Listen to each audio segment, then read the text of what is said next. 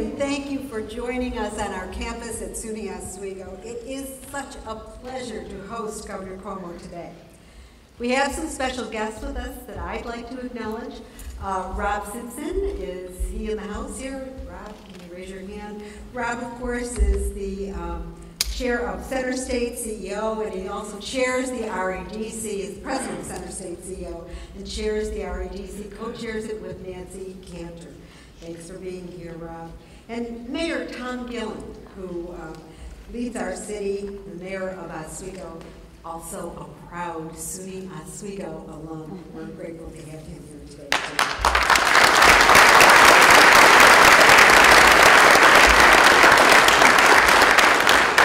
I'm going to open this program by talking about Governor Cuomo and his attachment to the State University of New York and higher education.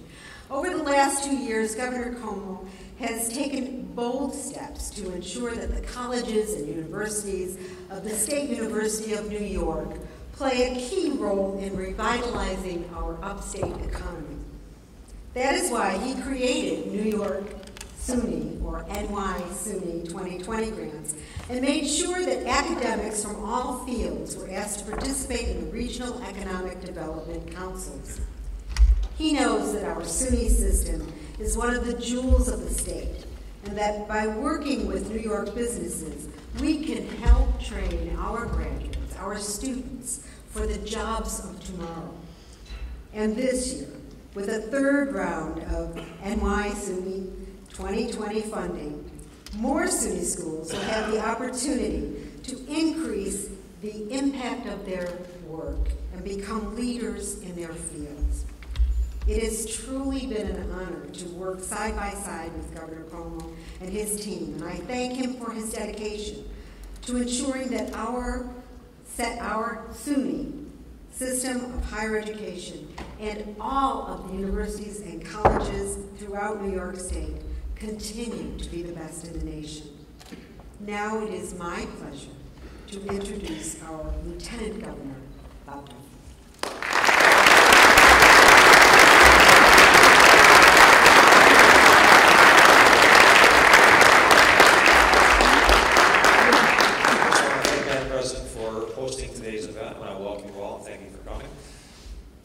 Understand how powerful Governor Cuomo is. There's no snow in Oswego. There's snow in Syracuse, there's snow in the Thruway, but there's no snow in Oswego.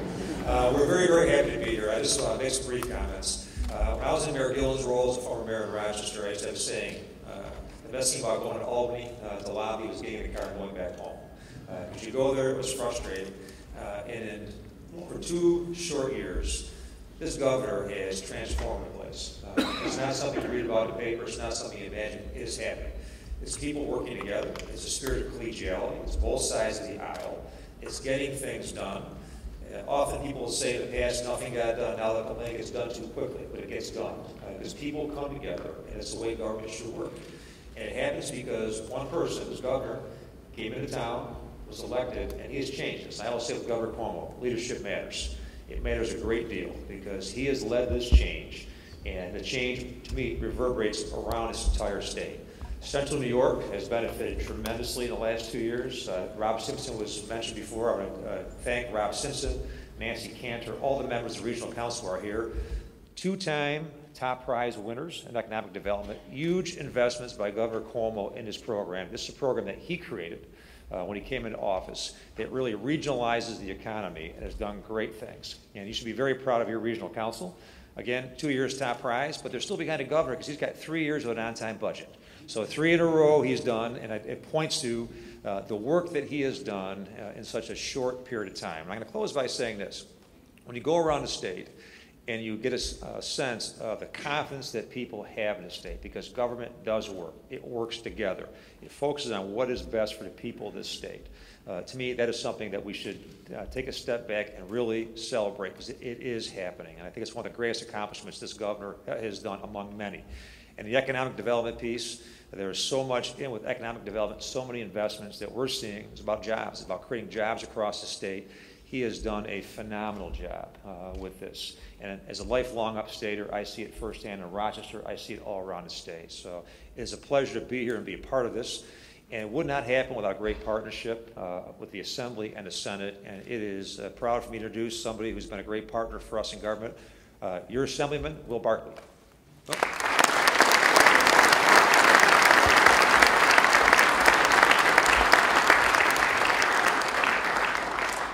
Well, good morning. It's a real pleasure for me to be here today. I want to welcome, obviously, the governor and lieutenant governor here to my home county of Oswego. Thanks for coming. Thank you for bringing the sunny weather. The only thing I ask, maybe come back tomorrow and warm it up a little bit here. We're ready for spring. I don't know about anyone else. I'm a winter person, but I'm definitely ready for spring to be here. I just want to take a second and recognize a few people. I want to recognize my colleague, Bill Magnarelli. Even though Bill and I are on separate parts of the aisle, I think we have a great relationship, and I enjoy working with him in the Assembly and look forward to working with him many more years to come.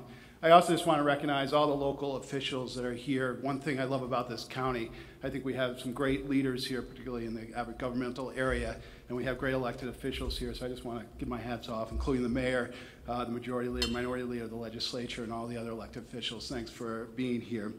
I just want to say a couple things about the governor and his administration. First, I just want to mention the professionalism that the governor has and what he's brought to Albany. It's something that's been desperately needed in my 10 years that I've been in the state assembly. And even though I'm on a different side of the aisle of the governor and lieutenant governor, there's a lot of things I don't agree with them. I got to say they have brought leadership and professionalism to New York State and New York State government. So thank you very much for doing that.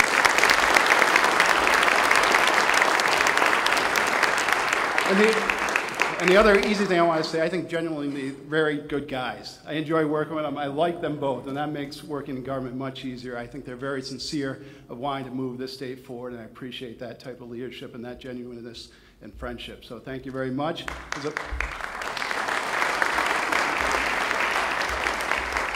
It's a pleasure to be here, and it's also a pleasure to introduce and welcome my friend Dave Valesky.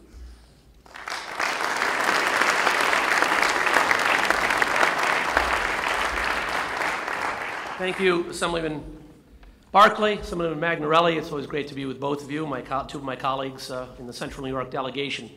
It's a great pleasure to be here in Oswego with Governor Cuomo. It's actually a personal pleasure for me. I owe the governor a note of personal thanks.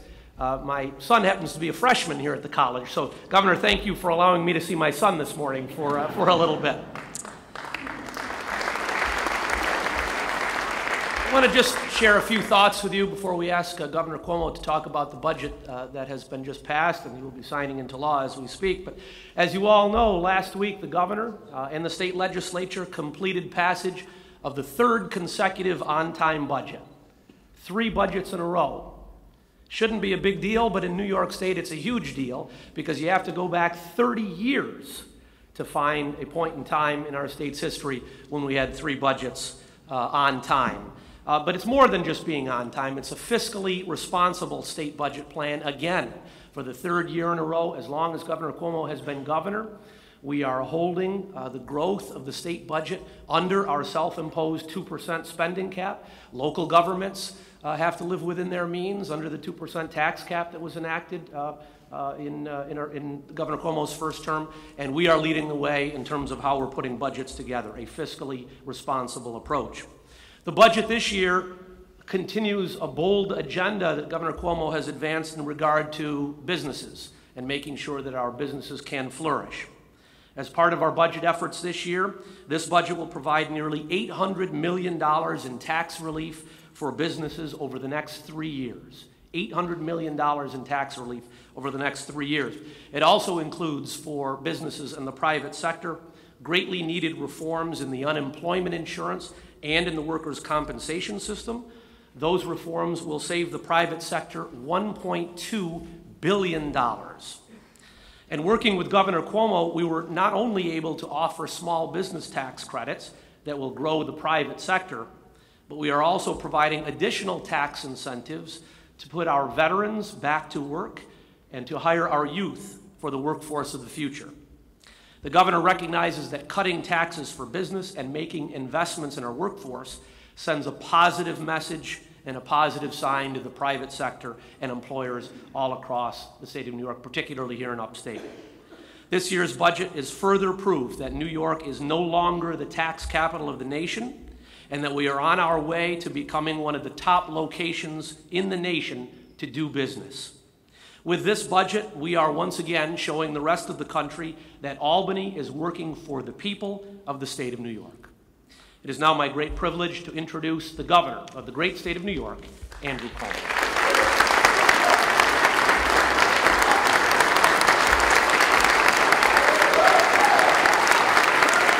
Thank you. Thank you. Thank you very much. Thank you very much. Thank you. Thank you very much. Thank you. Well, it is my pleasure, it is truly my pleasure to be back at Oswego. Many great memories. We were talking about it on the way in.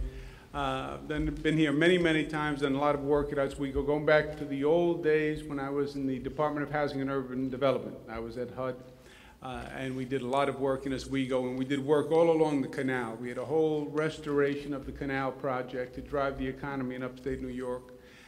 So a lot of friends in the room, a lot of good memories, and it's truly my pleasure to be back. I want you to know we're focusing on first things first in the state because we have priorities. You heard from the assemblymen and the senators about priorities. And the first priority that we have to address is we have to, as one, stand together, and we have to defeat Michigan this weekend and go Syracuse.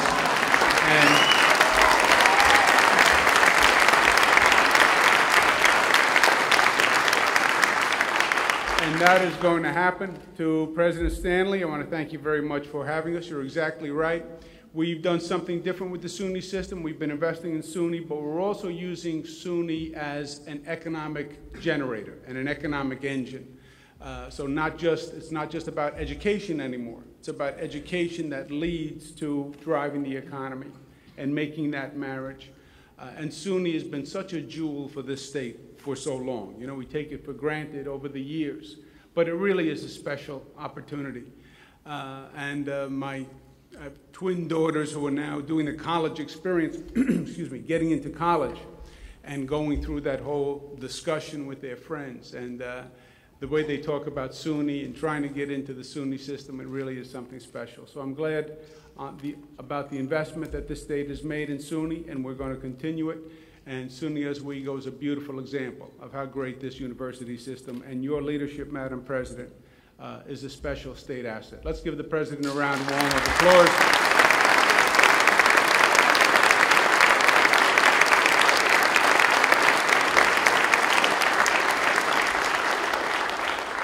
You heard from our great Lieutenant Governor, who is the best thing this state has going for it. He's running the Regional Economic Development Councils all across the state.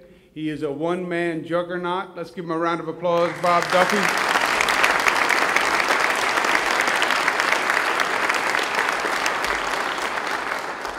And Assemblyman Will Barkley and Senator Dave Valesky. You've heard from both of them, and their colleague is here, Assemblyman Bill Magnarelli. To the extent the state is on a different trajectory over the past 2 years, and we're getting things done, I take the credit, Bob takes the credit, on the theory that if it went bad, we're going to get the blame anyway, so we may as well take the credit when the going is good. But the truth is, it is the partnership that we have with the legislature. And the truth is, this is a very different legislature than it has been in the past. And I think it comes down to something this simple. This legislature made a different decision 2 years ago. And we talked about it, and we were honest about it. And we decided that, you know what, let's leave politics outside of the room. Let's leave it at the door. We're Democrats, we're Republicans, but we are New Yorkers first, and let's act that way. And that's what you heard from Assemblyman Barkley, and that's what you heard from Senator Valesky, and that's the way they operate. That, yeah, we have differences, but our commonalities are more important. And what's most important is that we get the job done for the people of the state of New York. And we know what gridlock looks like, and we know what political frustration looks like. Let's show people how government can actually work when people are willing to work together as gentlemen and gentle ladies and seeing each other for who they are and looking for the best in people. And that's what Will Barkley, and Dave Valesky are all about. Let's give them a round of applause, and Bill Magnarelli.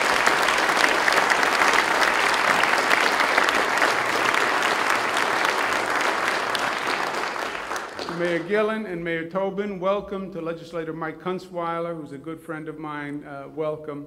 Let me make a couple of points on the budget, and then we'll get on with the official signing of it. You know, they talk about the budget in Albany, and it sounds like an abstract document from a faraway place, the state budget in Albany. Actually, it's anything but. This is a highly impactful document on your community, on your family, on your household. And it's not really a budget at all. It really is an action plan for the state and a blueprint about what the state government is going to be doing for the year going forward. And it's in three categories: what it means to your family, what it means for your job and the state's economy, and what it means for education. For families, the one thing we wanted to do was give them a break. Why? The economy has been tough. The economy has been tough for a long time. They talk about economic cycles. We have been down for a long, long time. And it feels every year that the economy's actually gotten worse because the decline has been so long. And the last thing we wanted to do was put any more pressure on New York families, any more pressure in terms of taxes, et cetera. We wanted to do the exact opposite. We wanted to give them tax relief. So what we had to do was actually reduce the spending in government, and we got it down to 2% for the third year in a row, 2% increase for the third year in a row, which is very, very low, which is actually below zero when you consider all the fixed costs. So we'd be in a position where we could cut taxes for New Yorkers. So with all the pressure they have in their life, with all the pressure they have at their kitchen table to pay the bills, we want to say New York is making it easier because we're reducing your taxes. This year, New Yorkers, middle-class New Yorkers, from $40,000 to $300,000 per year, which is a wide definition of middle class. Middle-class families will pay the lowest tax rate in 60 years. Think about that, 60 years. Not since Jackie Robinson played for the Brooklyn Dodgers have taxes been this low in the state of New York. And that's our way of saying to middle-class families, we understand where you are. On top of the low tax rate, next year families will get a $350 family tax credit for families with children. Just as our way of saying we're reducing the state cost, we want you to know we're doing everything we can to reduce the pressure on you. Central New York, that means 60,000 families. 60,000 families will be getting that tax credit. So that was the first statement we wanted to make. It was about families and helping families. Second was about jobs, because that's the best thing we can do, frankly, on the state side, is get the economy running. If the economy is running and we're producing jobs, people have careers. If the economy is running, Mayor Gillen, Mayor Tobin have a tax base. So the best thing we can do is try to get the economy running from whatever the state can do. Again, the best thing we can do is send a signal to business that we say New York is open for business. We want you to stay here, we want you to grow here, we want you to come here, and we're changing that reputation and that perception that we were the tax capital of the nation. We've been talking for years. Businesses are more mobile. If they think they're going to pay the highest taxes in the country, if they stay in the state of New York, they will leave. We want to send a different signal. We want to say, we got it, and taxes are going down, not up, and we want you to stay with us. And in this budget, we cut taxes for businesses. We focus on small businesses. We focus on jobs, manufacturing businesses, because they're the ones that create the jobs. And we're actually cutting taxes on small businesses and manufacturing businesses. As part of the jobs agenda, we then are investing in the jobs and through a public-private sector partnership. You hear us now, you heard in the introductions talking about REDC. They now say REDC like it's an acronym that is known. It stands for the Regional Economic Development Councils. And this is something we started 2 years ago, where every region in the state is now organized. The businessmen from that region, the political leaders from that region, the academic leaders from that region, all come together to design a strategy for economic development for that region. Why? Because the old way of doing it didn't work. The old way was the state government was going to tell you the way to build the economy in your region. It doesn't work. Because in truth, there is no one New York State economy. There are regional economies. And Long Island is one economy, and the North Country is one economy, and Western New York is one economy, and there is no one size fits all. So if you want to grow the economy, you have to grow it from that region. And you have to organize on that region and come up with a vision for that region. And then we invest in that region's vision. That's what the Regional Economic Development Councils are all about. 2 years running, it's running very well. There's a great energy. Nancy Cantor is doing a great job. Rob Simpson is doing a great job in Central New York. This budget has a third round for the REDCs to keep those regional economic development visions developing and growing. We also invest in a program that we're going to put on top of the REDCs that I'm excited about, which we call Innovation Hotspots. Innovation Hotspots are business incubators that take the new business ideas that are coming out of schools and institutions of higher learning and commercializing them. Where this state has been losing out, interestingly enough, is the economy now where jobs are being created, jobs are coming out of the high-tech industry, institutions of higher learning come up with the great new idea, the new chip, the new application, the new cell phone, whatever the new high-tech idea is. And we birth those ideas in this state because we have the greatest schools in the country. We birth the ideas, but they've been leaving the state to become businesses. And we birth them, and they leave, and they go to California, they go to Austin, Texas, they go to Massachusetts, and that's where they become businesses. We want to keep them here. The innovation hotspots are, we will create partnerships between universities and a business incubator that when that idea is birthed in the university, we put it in a business incubator. The business incubator will provide support services for that new business, lawyers, accountants, financial advisors. The incubator will be a tax-free zone. First time ever done. No taxes in the business incubator. So that business knows the best place to be in the country is right here in the state of New York because you're paying no taxes. There's no state could possibly be doing anything more for you. And we grow that business in that incubator. One condition, one caveat, that business agrees to stay in the state of New York, and those jobs stay in the state of New York, and this state grows along with that business. That's part of...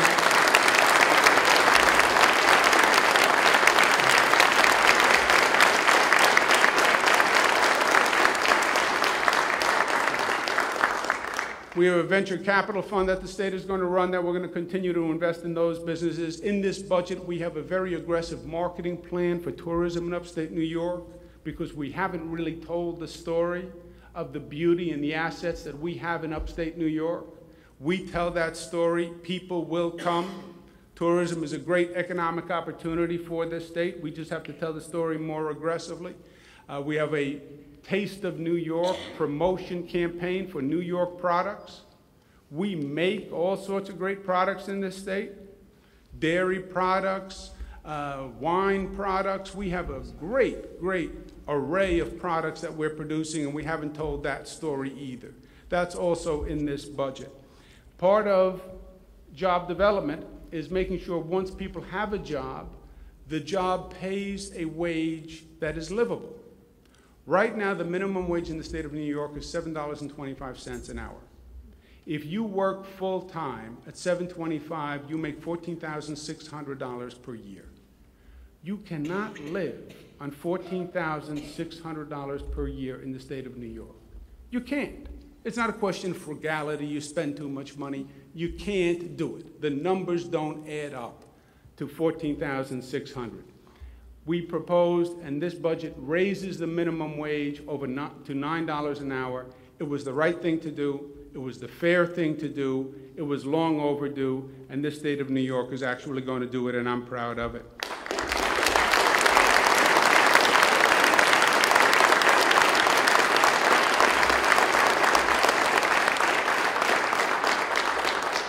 That minimum wage increase is going to affect 35,000 families just in central New York. Think of it, the impact that we're going to have on families. And it's going to be good for the economy because those families are going to have more money to spend, and they are going to spend it. You know, it's not like it's going to be sitting in a bank account.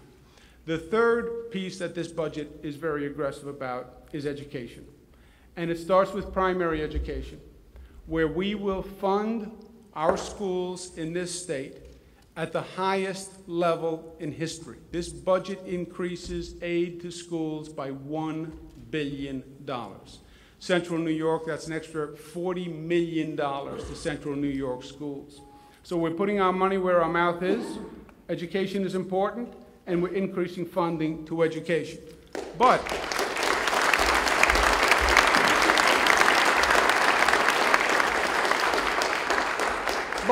at the same time, education can't just be about funding, because it is also true that we spend more money on our schools than any state in the nation.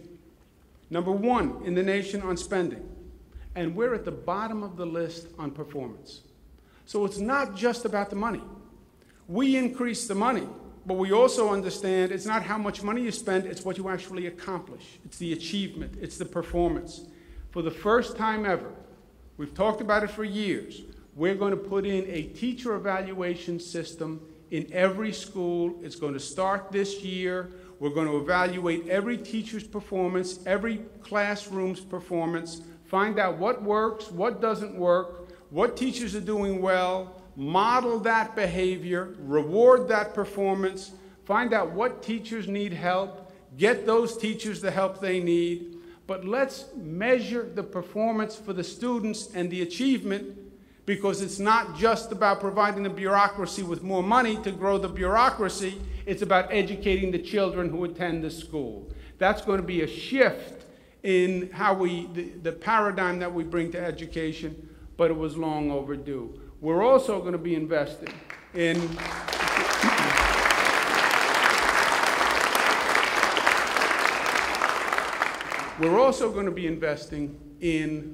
longer school days and longer school years. And this, this is a little bit, I believe, ahead of its time, and it's going to take a few years. But the direction we have to move is clear. The children in schools today are not just competing with other children in other states and other neighboring communities. It is a global competition. Other countries do better educating their children. Why? First of all, because they educate their children more. Their children spend more time in the classroom than our children. We have an old calendar from an agrarian society. We give our children off in the summer so they can be home to work in the fields and help their families. The other countries are ahead of us. I firmly believe if what we say is what we believe, that it's about education, it's about our children, then we're going to have to start to increase the amount of time we educate them. That means either a longer day instead of 9 to 3, or a longer school year. Not as much vacation time, not as much summer vacation time. That is the right direction, and that is the direction we have to go. That is also a very complicated proposition, because as a society, we're organized around those schedules. Kids get out at 3 o'clock, people organize their day, summer vacations. What we've said in this budget is this: we believe this is the direction to go. We believe the faster we get there, the better. There are 700 school districts in this state. We're going to leave it to all 700 school districts to decide what they want to do, if anything. But as an incentive, any additional cost for more education, either a longer day or a longer year, the state of New York will pay 100% of the cost, so that local district doesn't have to pay. That's our way of saying that's the way.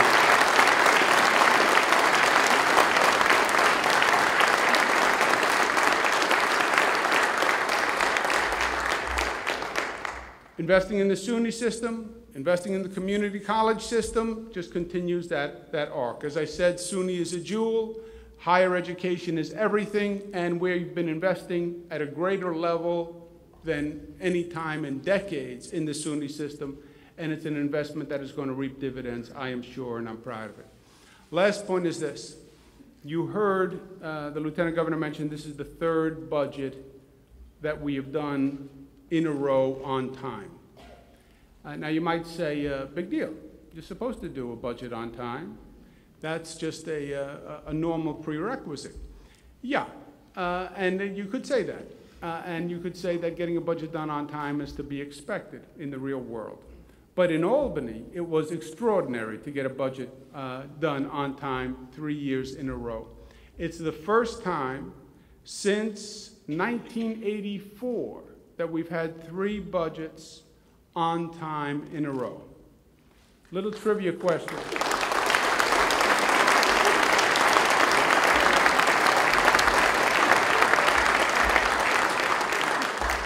So here's a trivia test. Who was governor in 1984 when you had 3 budgets in a row? My mother's husband, that's right, Mario Cuomo. Now, 84, my father was elected in 1982. Of the three budgets that were done on time, 2 of the budgets were my father. One of them was his predecessor, Governor U.L. Carey, God rest his soul, who was a great man. His last budget was on time, and then my father's first 2. So those were the 3. But my father had 2 on-time budgets. I have 3 on-time budgets.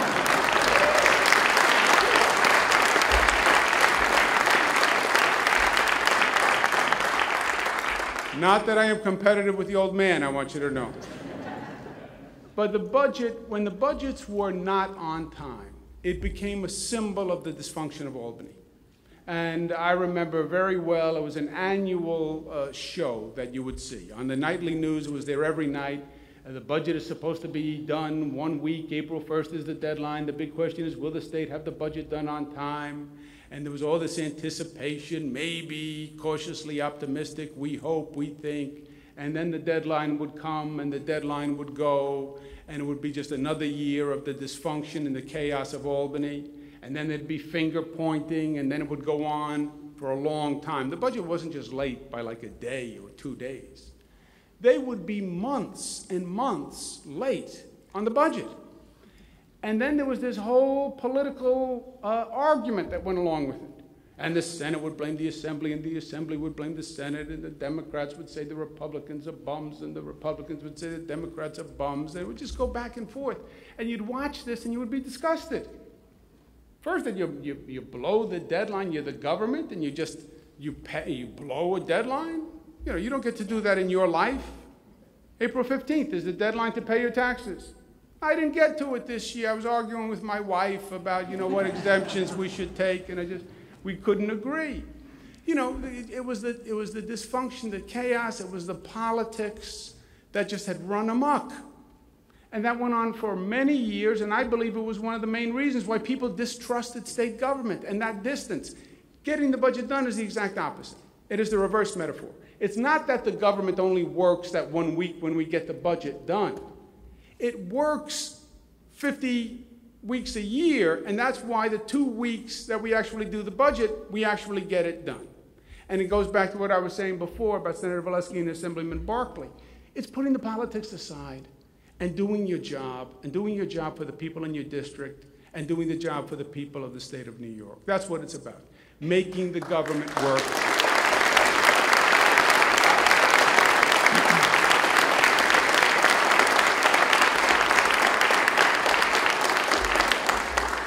And why is it important that the government work? Because the government is just us. We talk about the government at times like it's something else. Well, the government, like it's a different entity, like it's a different being, it's a different planet. The government is us. The government is just our committee to do the things that we can't do ourselves. So we come together, we get a group of people who form a committee, and we call it a government. And we say, okay, you're going to help us get the things done that we need to get done. We have to run schools. We have to get businesses. We have to build roads. We have to have people to clear the roads. And you're going to do that. And when the government fails, we all fail. And this state has suffered for many, many years. And the economy is bad. And upstate New York has paid a price. And a big part of it is because we had a state government that wasn't working with the people of this state, wasn't working with the local governments of this state, and the dysfunction cost us a long, long time and a lot of lost opportunities. And that is over. And these 2 years, we have started to change the trajectory of the state, and we're going to do even more. This state has every asset imaginable. I spent 8 years in Washington. I worked in every state in the country. I was in every state in the country multiple times. There is nothing that any state has that we don't have in New York.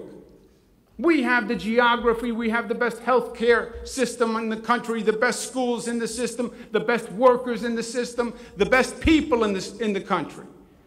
But we haven't had a government that we've been working with. And that's what this all comes down to at the end of the day, making this state a better state. Why? Because as parents, as citizens, what we're here to do is to make sure we leave this place a better place for our children. That when we leave, we can say we left our home a little better, a little safer, a little stronger, a little cleaner for our children than for what we had. We gave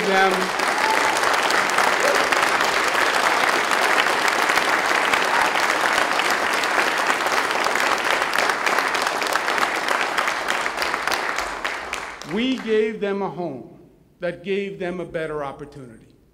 And their home is the state of New York. And it is going to stay the state of New York. That, my friends, is a mission we are not going to fail at. You have my word. Thank you and God bless you.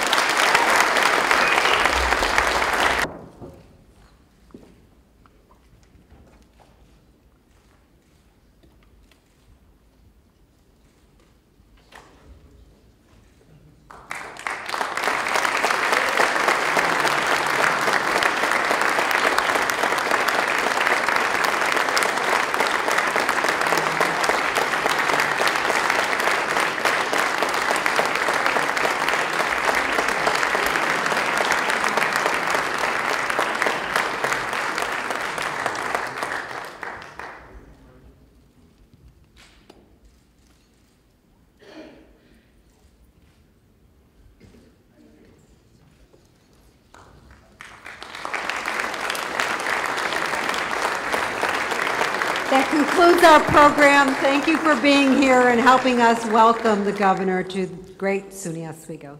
Thank you.